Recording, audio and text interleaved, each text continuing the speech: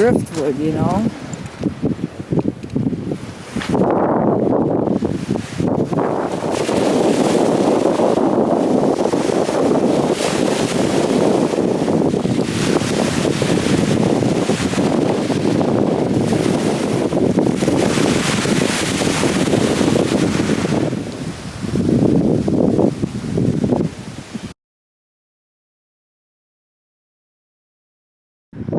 Well, here it is, a nice big chunk. It's not exactly driftwood, but it's a little bit lightened up from floating in the lake. And then over here, here's the top half that had to be sawn off so we could fit it in the car. And this looks like a good thing to make into some kind of a tiki. It's pretty straight, so I thought I might as well bring that home as well. Well, I managed to drag it downstairs. It weighs a couple 100 pounds. It probably weighs about, I don't know, 200 to 300 pounds. It's not complete driftwood. It was drifting in the lake for a while, but it's not really, really light yet. But I have to put a base on it so that it has something to stand on. So I took an old piece of scrap wood and I bolted it on there with 4 big old corroded flathead screws. It's pretty tight. That gives it a base. It's also going to have to be attached at the top so that it never falls over on anybody. Okay, it's almost ready to be lifted up into position, but I want to drill some holes here because I have some fake greenery that I found at a church rummage sale.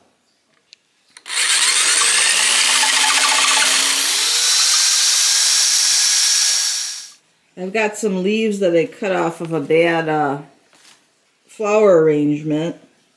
I'm going to use these to make it look like a vine is crawling up the trunk.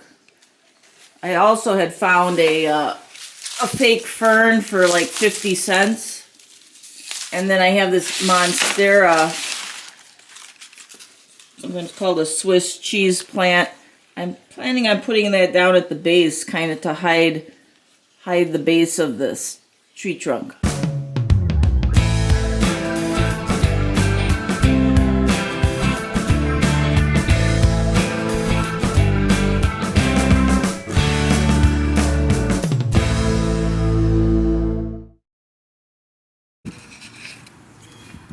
I'm out here in the woods looking for a long grapevine, and I think I just found one here. I just yanked it down. It was way up in this tree, and it's really long, and it's about the size I need.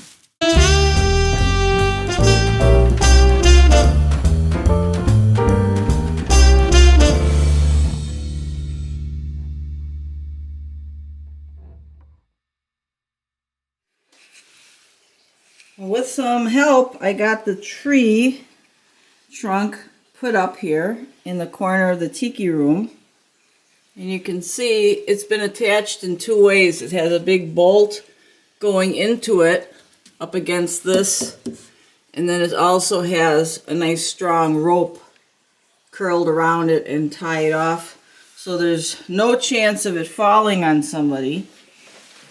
And now here I have the grapevine down here.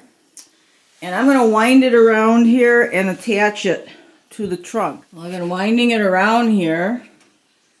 And I was worried I wouldn't find one of the right size and length quick enough. But boy, I found one right away. I even have a big end of it here. Now, it's important to get it wound around this tree right away while it's still green, because once it starts drying out and you try to wind it around the tree, it's going to break. So I think I might just wind this at the bottom and cinch it in there, and then I have a long enough piece going up, and there's even a piece hanging down. I'm thinking of putting another branch I found coming out across the ceiling, so we'll see about that. First, let's get this cinched in here. Well, to tell you the truth, I don't even need to staple this thing on. I have it stapled at the top. I just went around and around the base and just tucked this end up through a loop here And that's going to dry that way, and it's going to stay right in that position. So let's take a look here. I got it going up, up, up, up. And here's a piece hanging down that I might use too. Well, let's first put this 50-cent church rummage sale fern there. I had drilled a hole for it. So that's going to go on there. And let me get these leaves next. Now I want to attach these leaves so it looks like they're coming off the vine.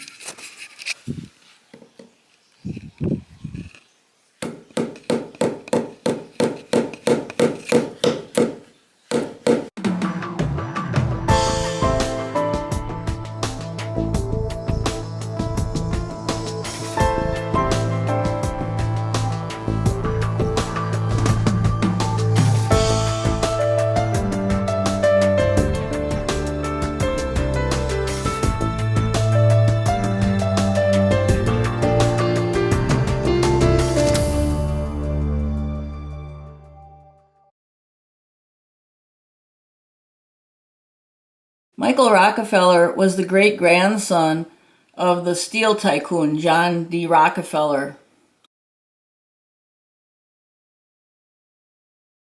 He had gone to New Guinea as part of an expedition. They were doing a documentary. And then Michael Rockefeller, he returned again to collect carved artwork from the Asmat area, the tribes. This is a gopi board. And you can see how it's carved out.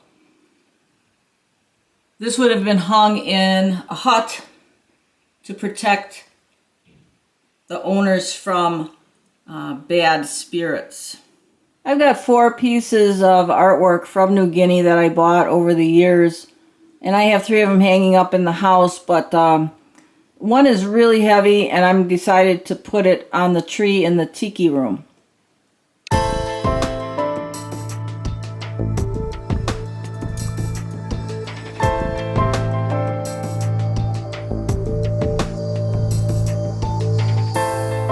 Here's another piece of New Guinea art. This one's not carved on wood. This one is actually a huge leaf petole, which is the stem part of a leaf. It's very lightweight, and it was unrolled and flattened out, and then it was painted. Now this represents forest spirits, these faces. If you look at pictures of New Guinea, you'll see some of the meeting houses. Mostly it's the men's meeting houses. They're decorated with dozens and dozens of these pieces.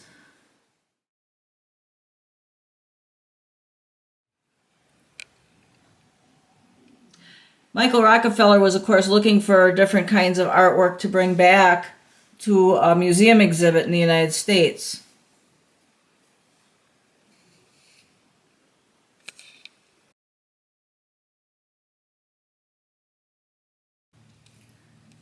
This is a part of the Yam Festival. This is a big carving. It wasn't put on a yam as a mask, but it would have been propped up among the baskets of harvested yams.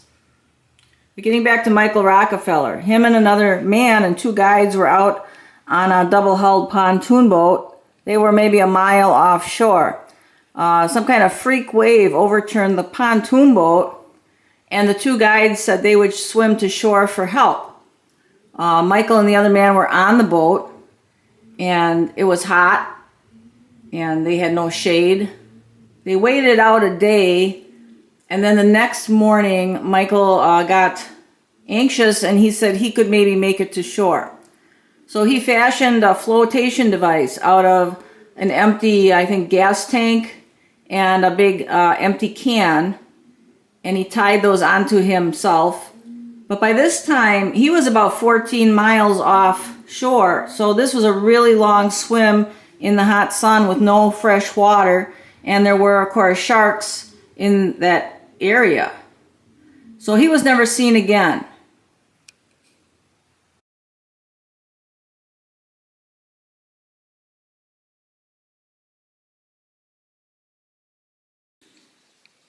I had this carving from New Guinea, and it's an authentic carving. It's never been hung up. It's got a little bit of damage on the top. For a lot of years, I thought it went this way. I thought this was the face with lips at the bottom. But then I saw other ones, and it's actually supposed to go this way. And this is a mouth with a tongue sticking out, and this is the nose. And I'm not sure what that is up on top. Okay, here's the back of it. And it's never been hung up. So this piece of wood weighs, I think, about 20. It's at least 20 pounds. I should get a scale and weigh it. It might be 25 pounds for this piece of wood. So using up all the leaves I got, some were from rummage sales, some I got for free. They had been party decorations and the people didn't want them. They threw them out with the decorations. So I put all these things on here in a way that I hope doesn't look too unnatural. I use these big staples so the leaves look like they're coming off the vine here.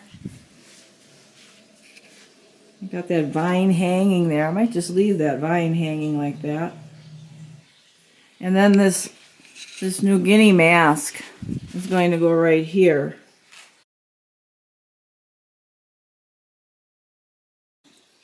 Stories were later circulating among tribes people that he had been killed and eaten.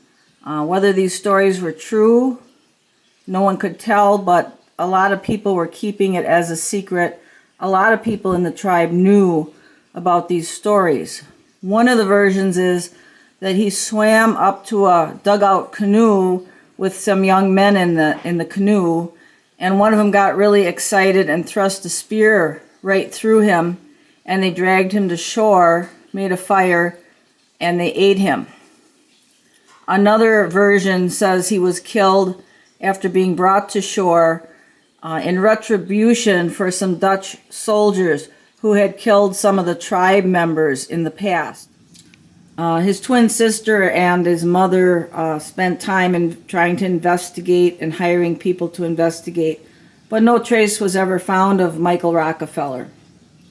Well, you can see I've hung up this art carving that I had. I put two really big eye hooks on it so that it can't possibly fall off our little tiki tree here. I also found a really neat branch and attached that to the ceiling with a bolt, and I got it running all the way across the ceiling, and I also wound a vine around that. It goes all the way over to the record display. So this is what it looks like. This is a really cheap decoration for your tiki room or tiki bar area, is just getting a tree. Now I got a piece of driftwood from the lake just because it's less likely to have insects in it. And then we have the branch going across up there.